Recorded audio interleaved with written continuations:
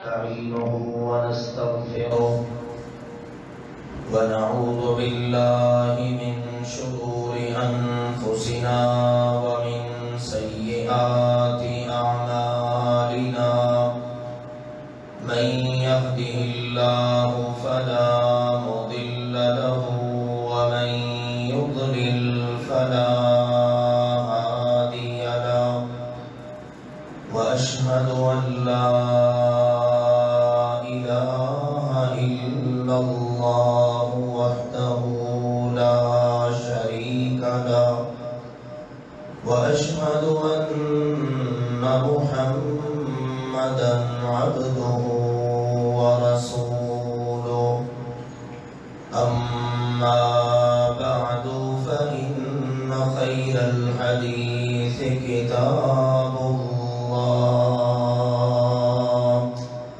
وخير الهدي هدي محمد صلى الله عليه وسلم وشر الأمور محدثاتها وكل محدثة بدعة وكل بدعة ضلالة وكل ضلالة في النار. يا أيها الذين آمنوا اتقوا الله حق تقاته ولا تموتن إلا وأنتم مسلمون. يا أيها الناس اتقوا ربكم الذي خلقكم من نفس واحدة وخلق منها زوجها وبث منهما رجالا كثيرا ونساء واتقوا الله الذي تساءلون به والأرحام إن الله كان عليكم رقيبا. يا أيها الذين آمنوا اتقوا الله وقولوا قولا سديدا يصلح لكم أعمالكم ويغفر لكم ذنوبكم ومن يطع الله ورسوله فقد فاز فوزا عظيما.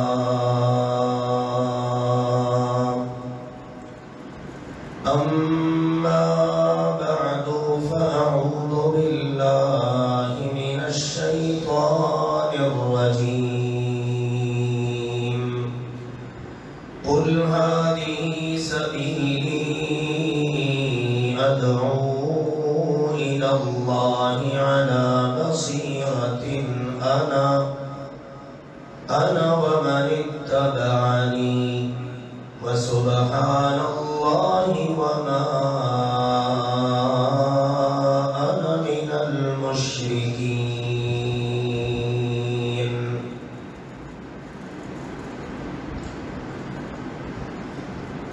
خطبات جمعہ میں ذکر چل رہا ہے اس امت کی سب سے عظیم المرتبت ہستی ثانی اثنین صاحب رسول اللہ الصدیق العتیق من النار سیدنا ابو بکر صدیق رضی اللہ تعالی عنہ کا کہ جنہیں دیگر اعزازات کے ساتھ ایک اعزاز یہ بھی حاصل ہے کہ مردوں میں سے سب سے پہلے اسلام قبول کرنے والے وہ سیدنا ابو بکر ہیں رضی اللہ تعالی عنہ۔ پھر مکہ مکرمہ میں بہت پہلے سے ہی یعنی رسول اللہ صلی اللہ علیہ وسلم کے اعلان نبوت سے بہت پہلے مکہ کے جو عزت والے لوگ تھے، مقام اور مرتبے والے لوگ، پنچایتی آدمی کہ جن کی بات کو سنا جاتا، جن کے فیصلوں کو تسلیم کیا جاتا، ان میں ایک نام سیدنا ابو بکر رضی اللہ تعالی عنہ کا بھی ہے۔ علم انساب کے بڑے ماہر،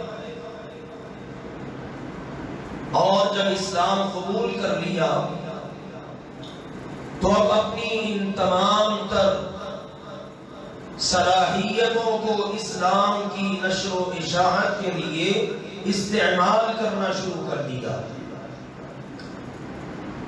یہ جو میری وجاہت ہے، یہ جو میرا مقام و مرتبہ ہے، یہ جو میری بات سنی جاتی ہے، اب ان تمام چیزوں کو، تمام نعمتوں اور صلاحیتوں کو اسلام کے لیے وقف کر دیا۔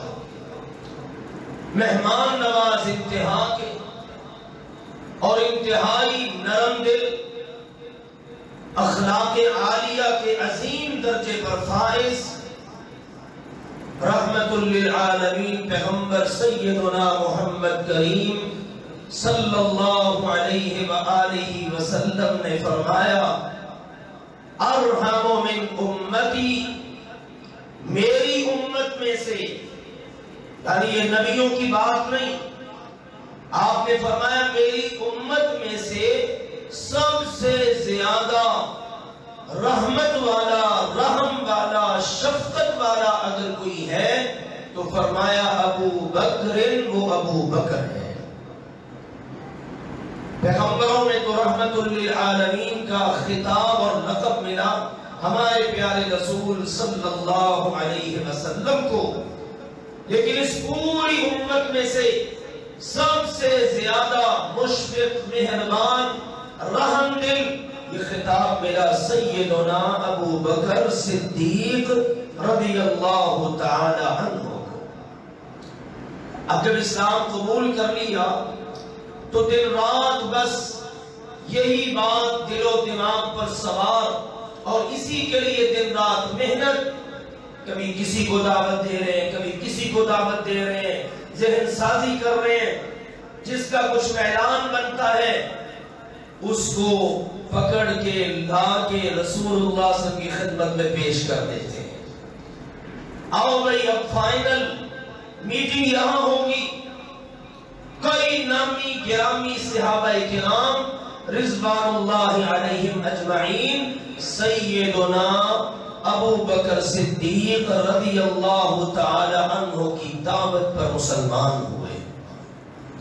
میرے پیارے بھائیوں، محترم بزرگوں، ہمارے لیے بھی اس کے اندر بڑا سبق موجود ہے۔ آج ہم کلمہ پڑھتے ہیں، مسلمان ہیں، ہمارے اوپر جو اسلام کی ذمہ داریاں ہیں، سوچنا چاہیے ان ذمہ داریوں کو ہم کہاں تک پورا کرتے ہیں۔ ذمہ داری تو یہ بھی ہے، رسول اللہ صلی اللہ علیہ وسلم نے فرمایا بلغوا عنی ولو آیہ، میری امت کے لوگوں تمہارے پاس میرا ایک فرمان ہو، ایک ارشاد ہو، اللہ کے قرآن کی تمہیں ایک آیت آتی ہے، میری ایک حدیث بھی تمہارے پاس ہے، تم اس کو بھی آگے لوگوں تک پہنچا کر میری طرف سے مبلغ ہونے کا کردار ادا کرو۔ بلغوا عنی، میری طرف سے پہنچا دو، تبلیغ کرو۔ آگے نشر کر دو. اور یہی پیغام قرآن دے رہا ہے. اللہ تعالیٰ نے فرمایا قل میرے نبی جی آپ فرما دیجئے ہذہ سبیلی ادعو الی اللہ علی بصیرۃ انا ومن اتبعنی. میرا راستہ بالکل سیدھا راستہ کیا ہے؟ اس راستے کا سب سے اہم کام کیا ہے؟ ادعو الی اللہ علی بصیرۃ. ہمارے پاس دلائل ہیں، ہمارے پاس روشن واضح شریعت ہے، مکمل یقین بصیرت کے ساتھ ہم اس پر عمل پیرا ہیں. اب ہمارا کام کیا ہے؟ فرمایا سب سے پہلی ذمہ داری تو میری ہے کہ میں لوگوں کو اللہ کی طرف بلا رہا ہوں. اور کیا صرف آپ ہی کا کام ہے؟ غور سے سنیے گا میرے پیارے بھائیوں محترم بزرگوں اس بات کو. فرمایا وَمَنِ اتَّبَعَنِي. اللہ نے اپنے پیغمبر سے کہلوایا میرے پیغمبر ان کو بتائیے جو میرا پیروکار ہے، تابعدار ہے، اس کا بھی یہی کام ہے کہ وہ لوگوں کو اللہ کی طرف دعوت دے گا. کس کی طرف دعوت دے گا؟ اللہ کی طرف. اللہ کی طرف بلانا ہے. آؤ اللہ کی مانو، آؤ اللہ کی عبادت کرو، آؤ اللہ کے بنو، آؤ اللہ ذوالجلال والاکرام کے ہاں جواب دہی کا احساس پیدا کرو. تو یہ سب کہاں سے ملے گا؟ اللہ کے قرآن سے، ہمارے پیارے نبی صلی اللہ علیہ وسلم کے فرامین عالیہ سے. اسی لیے تو کہا گیا وَمَنْ أَحْسَنُ قَوْلًا مِمَّنْ دَعَا إِلَى اللَّهِ وَعَمِلَ صَالِحًا. اس سے اچھی بات بھلا کس کی ہو سکتی ہے جو لوگوں کو اللہ کی طرف بلا رہا ہے. اس کا مشن ہی یہ ہے، نہ اپنا مسلک، نہ اپنا فرقہ، نہ اپنی فقہ، نہ اپنا سکول آف تھاٹس. آج ان چیزوں نے مسلمانوں کو کہاں لے جا کھڑا کیا؟ میں تو نہیں فلا ہوں، میں تو فلا ہوں. اب ہر کوئی اپنی اپنی طرف کھینچ رہا ہے، جبکہ رسول اللہ صلی اللہ علیہ وسلم نے فرمایا انا آخذ بحلزکم من النار. میں تمہیں تمہارے قمیصوں کے پچھلی جانب سے گردنوں سے پکڑ پکڑ کے اپنی طرف بلا رہا ہوں کہ آؤ اللہ کے بندو جہنم کی آگ سے بچ جاؤ. بچنے کا راستہ کیا ہے؟ بس ایک اللہ کے بن جاؤ. مقصد ہی یہ ہے. اور جو بندہ یہ عمل کرتا ہے، لوگوں کو اللہ کی طرف بلا رہا ہے، خود نیک عمل کر رہا ہے. وَقَالَ إِنَّنِي مِنَ الْمُسْلِمِينَ. اور اس سے پوچھو بھئی تو کون ہے؟ تو کہتا ہے میں مسلمان ہوں. میں کیا ہوں؟ یاد کر لیجئے اس سبق کو. آج جب آپ پہلا جواب یہ دیں گے نا تو اگلا سوال ہوگا کون سے مسلمان؟ اِنَّا لِلَّهِ وَإِنَّا إِلَيْهِ رَاجِعُونَ. آپ کا کس مسلک سے تعلق ہے؟ آپ کا کس فقہ سے تعلق ہے؟ میرے عزیزوں یاد رکھو، ہم سب کی فقہ، ہم سب کا مذہب، ہم سب کا مسلک کیا ہے؟ صرف اسلام. ان الدین عند اللہ الاسلام. لوگوں یقین جانو اللہ کے ہاں دین، ضابطہ حیات، شریعت، مذہب، مسلک، فقہ، سکول آف تھاٹ صرف اور صرف اسلام ہے. وَمَن يَبْتَغِ غَيْرَ الْإِسْلَامِ دِينًا فَلَن يُقْبَلَ مِنْهُ. جو بندہ اسلام کے علاوہ کسی اور راہ پر چلے گا اللہ اس کو ہرگز قبول ہی نہیں کرے گا. ائمہ دین، محدثین، اولیاء رحمہم اللہ اجمعین، اللہ ان سب پر اپنی بے شمار رحمت نازل فرمائے. ان سب کا بھی دین، مذہب، مسلک، فقہ سب کیا تھا؟ یہی اسلام ہی تھا. سیدنا ابو بکر رضی اللہ تعالی عنہ دعوت دے رہے ہیں اور یہ کام کر رہے ہیں کیونکہ اللہ کا قرآن کہتا ہے ادعو الی سبیل ربک بالحکمہ والموعظۃ الحسنہ.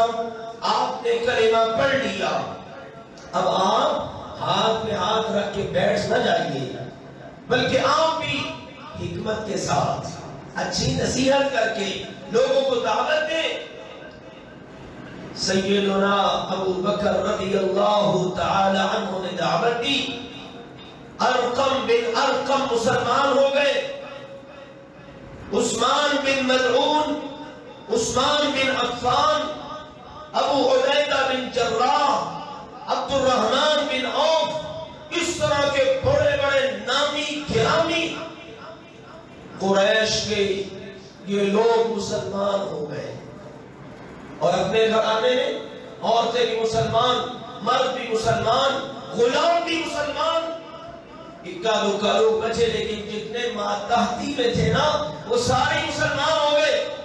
جو اوپر تھے بڑے والد وغیرہ وہ ذرا کچھ دیر ٹھہرے رہے، حتیٰ کہ فتح مکہ کے موقع پر وہ سارے کے سارے بھی مسلمان ہو گئے۔ یہ تھی محنت، یہ تھا کام، محنت کرتے، انفرادی ملاقاتیں، جا کے ذہن سازی، اور پھر نتیجہ کیا نکلتا؟ ان کو لا کے اللہ کے نبی صلی اللہ علیہ وسلم کی خدمت میں پیش کر دیتے اور وہ کلمہ پڑھ کر مسلمان ہو جاتے۔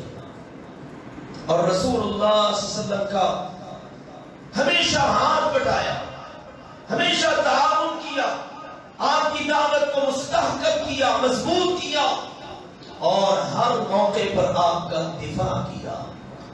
ایک روز نا رسول اللہ صلی اللہ علیہ وسلم نکلے کہ بیت اللہ کے اندر چلو اللہ کی عبادت کر لی جائے۔ آپ علیہ السلام نکلے اپنے گھر سے بیت اللہ کی طرف، بیت اللہ کے ارد گرد کچھ فاصلے پر قریشیوں کی ٹولیاں بیٹھی ہوئی ہیں،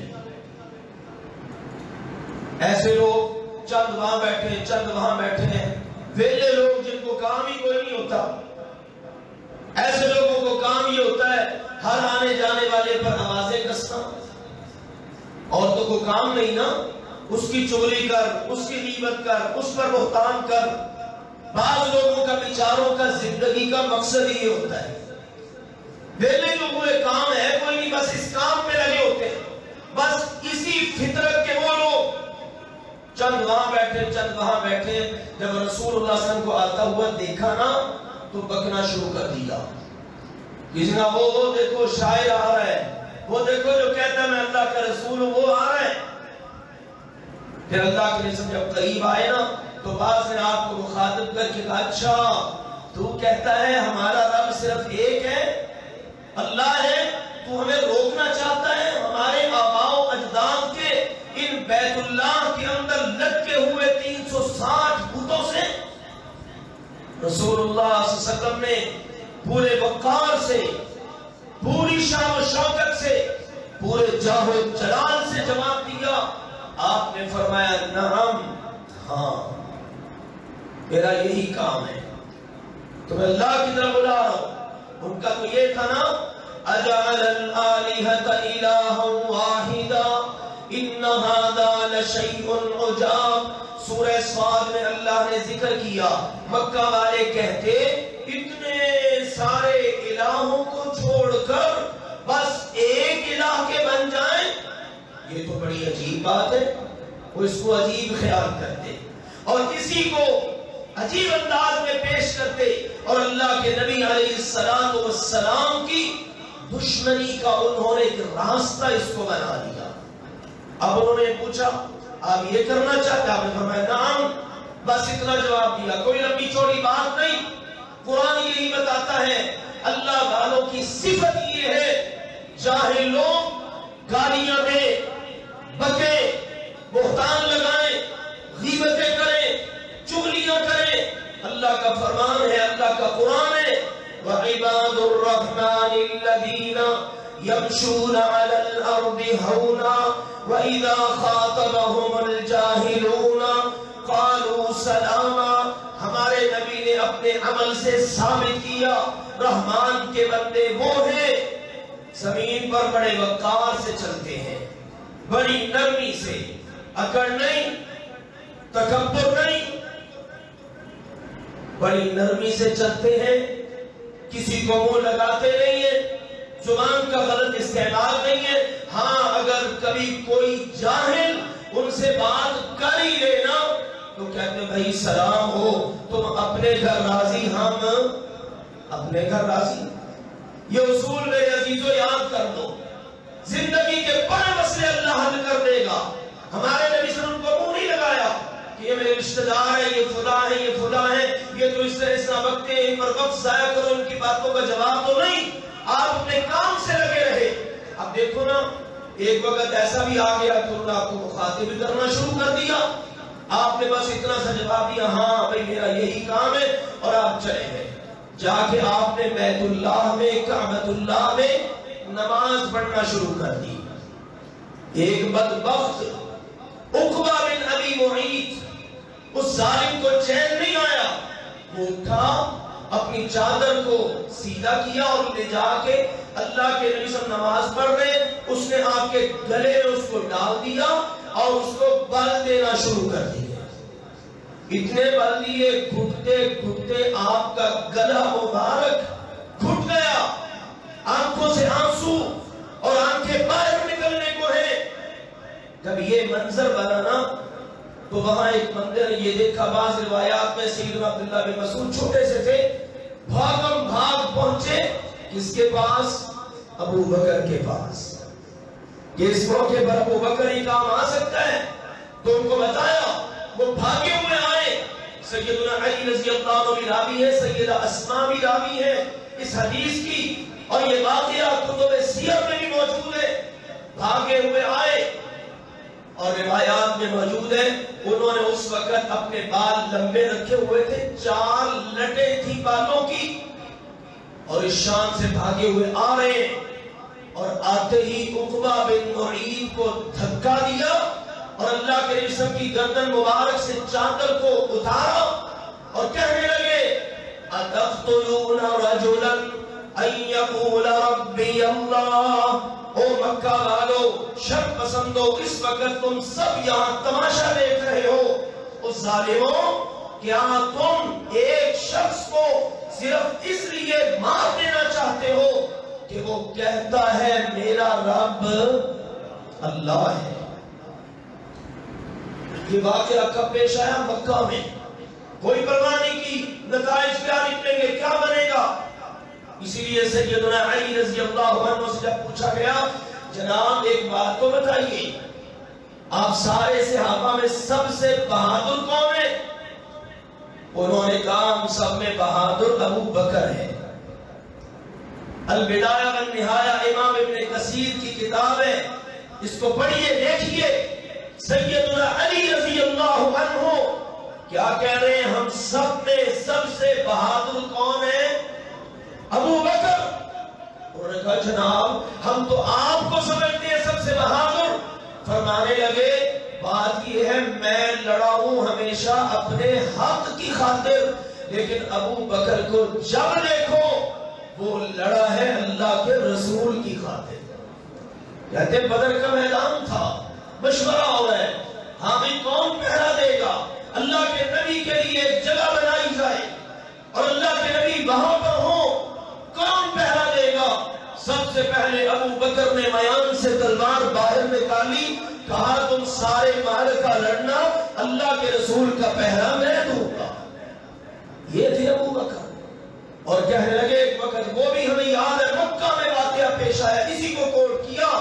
کہنے لگے اللہ نے جو قرآن میں آیت اتاری نا، وَقَالَ رَجُلٌ مُؤْمِنٌ مِنْ آلِ فِرْعَوْنَ يَكْتُمُ إِيمَانًا۔ آل فرعون میں ایک بندہ تھا، فرعون کا دربار لگا ہوا ہے، فرعون مشورہ کر رہا ہے، موسیٰ علیہ السلام نے ہمارا جینا دوبر کر دیا، ہمارے دین کو بدلنا چاہتا ہے، مجھے اگر تم کہو اجازت دو تو میں اس کو قتل ہی کر دیتا ہوں۔ یہ مشورہ ہو رہا ہے۔ تو وہاں پر ایک بندہ مجلس میں بیٹھا ہے، اللہ فرما رہے ہیں یکتم ایمانا، وہ اپنے ایمان کو چھپائے بیٹھا تھا، ابھی تک ظاہر نہیں کیا، لیکن جب اس نے یہ منصوبہ سنا کہ موسیٰ علیہ السلام کے قتل کا پروگرام بن رہا ہے فرعون کے دربار میں، اس وقت اس نے ظاہر کیا، اس نے اس وقت یہ جملہ کہا، کیا تم ایک شخص کو اس لیے قتل کرنا چاہتے ہو کہ وہ کہتا ہے میرا رب اللہ ہے۔ سیدنا علی رضی اللہ عنہ فرماتے ہیں جو موسیٰ علیہ السلام کا صحابی تھا نا، اس نے اپنا ایمان چھپایا تھا، لیکن واہ کیا کہنے ہمارے نبی کے صحابی ابو بکر کے۔ سیدنا علی فرماتے ہیں ابو بکر نے اپنا ایمان چھپایا تو پھر سب سے بہادر کون ہوا؟ سیدنا ابو بکر۔ یہ دو واقعات کون کر کے دلیل دی سیدنا علی رضی اللہ عنہ نے کہ ہم سب میں بہادر تھا ابو بکر رضی اللہ تعالی عنہ۔ رحم دل اتنے تھے۔ سیدہ اسماء فرماتی ہے کہ جب ان کو یہ خبر ملی نا، عقبہ بن معیط نے اپنے گندے ہاتھ پاک نبی کی گردن تک بڑھا دیے، ابو بکر چیخ کر روتے ہوئے اٹھ کھڑے ہوئے کہ اب یہ وقت آ چکا ہے، اور بھاگم بھاگ بیت اللہ میں مسجد حرام میں پہنچے اور جا کے اس شر پسند سے اپنے نبی کو محفوظ کیا۔ یہ ہے سیدنا ابو بکر رضی اللہ تعالی عنہ۔ زندگی کے بڑے خوبصورت شاندار ان کے واقعات ہیں، میں چاہتا ہوں کچھ نہ کچھ ان کا تذکرہ ہو۔ کیوں؟ ساری امت میں سب سے عظیم المرتبت اور امت کے لیے جو آئیڈیل نمونہ وہ ہے سیدنا ابو بکر رضی اللہ تعالی عنہ۔ امام ابن تیمیہ رحمہ اللہ تعالی نے فرمایا جس امت سے بھی پوچھو نا تم میں سب سے بہتر کون ہے، یہودیوں سے پوچھو تم میں سب سے بہتر کون ہے، وہ کہیں گے موسیٰ علیہ السلام کے ساتھی، جنہوں نے ایمان کی حالت میں موسیٰ علیہ السلام کو دیکھا ان کے ساتھ رہے، وہ کیا ہے؟ یہودیوں میں سب سے بہترین۔ عیسائیوں سے پوچھو تم میں سب سے بہترین کون ہے، وہ کہیں گے ہم میں سب سے بہترین ہے عیسیٰ علیہ السلام کے ساتھی حواری۔ فرماتے ہیں مسلمانوں میں روافض ہیں، رافضی بدبخت جو شو اپنے آپ کو مسلمان کرتے ہیں، جبکہ ان کے برعکس ہیں اہل السنت والجماعہ۔ اہل السنت والجماعہ سے پوچھو تم میں سب سے بہترین کون ہے، تو وہ کہیں گے ہم ساری امت میں سب سے بہترین اللہ کے نبی کے صحابہ ہیں، اللہ کے نبی کے صحابہ ہیں۔ امام صاحب امام ابن تیمیہ رحمہ اللہ فرماتے لیکن یہ رافضی بدبخت ایسے ہیں وہ کہیں گے ہم نے پوری امت میں سب سے بدترین معاذ اللہ صحابہ ہے۔ اس سے پتہ چل جائے گا امت کا کون ہے اور غیر امت کا کون ہے۔ اللہ امت میں رہنا اور امت کے ساتھ وفا کرنا اور نبی علیہ السلام کے صحابہ کرام رضوان اللہ علیہم اجمعین کے ساتھ دل و جان سے آخر دم تک محبت کرنا اور رکھنا ہم سب کو نصیب فرمائے، کیونکہ دنیا میں جن سے محبت ہوگی قیامت کے دن انہی کے ساتھ ہوں گے۔ ہماری خواہش ہماری تمنا یہ ہے ہم قیامت کے دن اپنے نبی کے صحابہ کے ساتھ کھڑے ہوں۔ اللہ ہمارا یہ نصیب بنائے۔ وآخر دعوانا ان الحمدللہ رب العالمین۔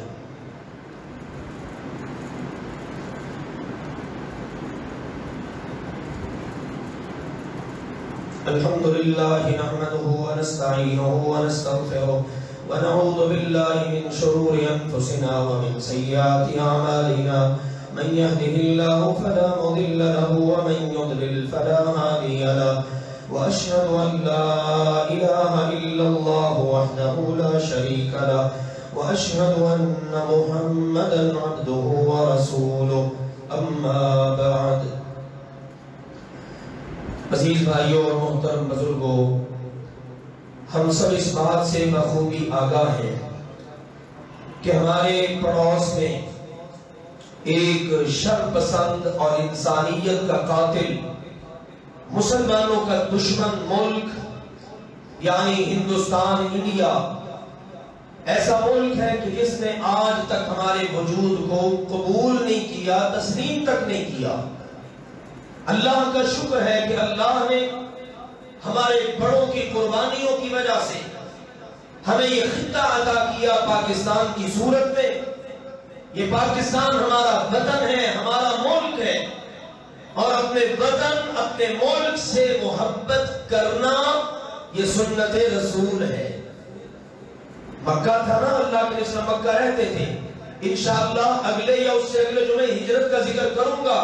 جب اللہ کے رسول ہجرت کر کے جا رہے تھے، آپ نے کہا بیت اللہ کو، مکہ کو، آنکھوں سے آنسو جاری ہے، داڑھی کرے اور کہہ رہے واللہ انکی احب الی اللہ، اللہ کی قسم روئے زمین پر سب سے اللہ کو محبوب خطہ اگر ہے تو بیت اللہ تو ہے، اور جس شہر میں تو ہے نا وہ ہے۔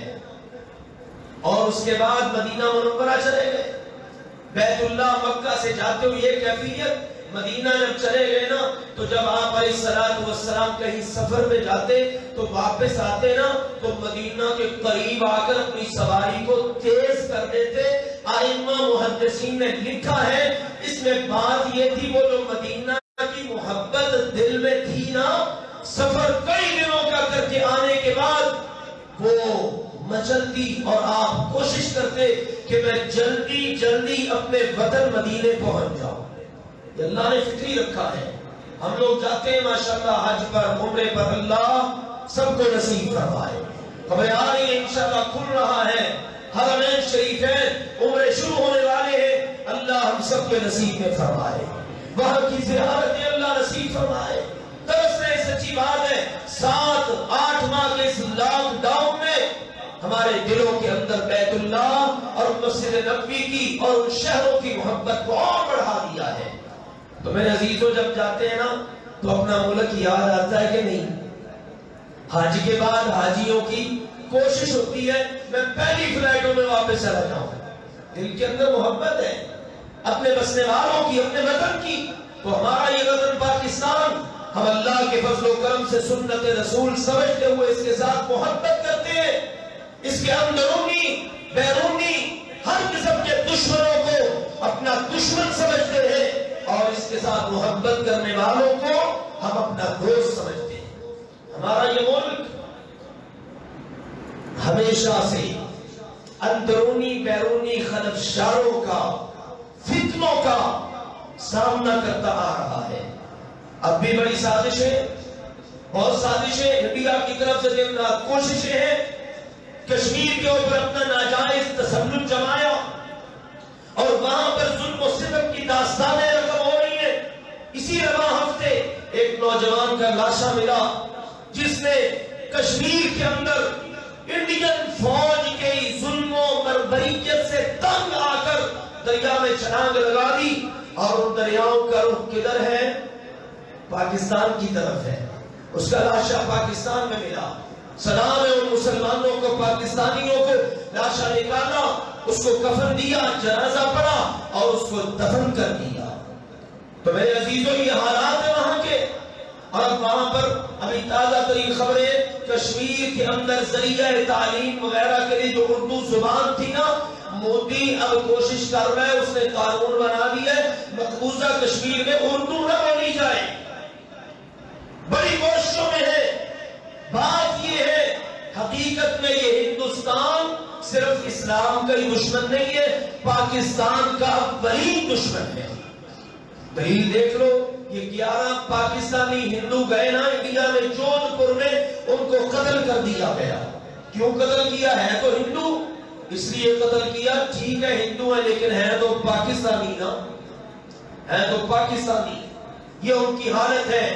الحمدللہ اللہ کے بندوں نے کہا تھا، اللہ یہاں انڈیا میں مودی کو لے آیا، امریکہ میں ٹرمپ کو لے آیا، انشاءاللہ یہ دونوں ہی ان دونوں ملکوں کے زوال کا باعث بنیں گے۔ آج دیکھو اقوام متحدہ میں ہم سلام پیش کرتے ہیں ترکی کے صدر کو کہ جس نے پوری امت مسلمہ کی ترجمانی کی ہے کہ فلسطین ایک الگ خطہ ہے اور اس کا دارالحکومت ہے بیت المقدس۔ اب یہ باتیں برداشت نہیں ہوتی، بدبخت خود اتنا ظلم ڈھاتے ہیں، یہ باتیں برداشت نہیں ہوتی۔ اسرائیلی جو نمائندہ تھا وہ ترکی صدر کی خطاب، ان کے خطاب میں یہ باتیں سن کر اٹھ کر ہی چلا گیا، بھائی گاٹ کر کے چلا گیا۔ پھر اس اللہ کے بندے نے پاکستان کی ترجمانی کی، اس نے کہا کشمیر کا مسئلہ اقوام متحدہ کی قراردادوں کے مطابق حل ہونا چاہیے۔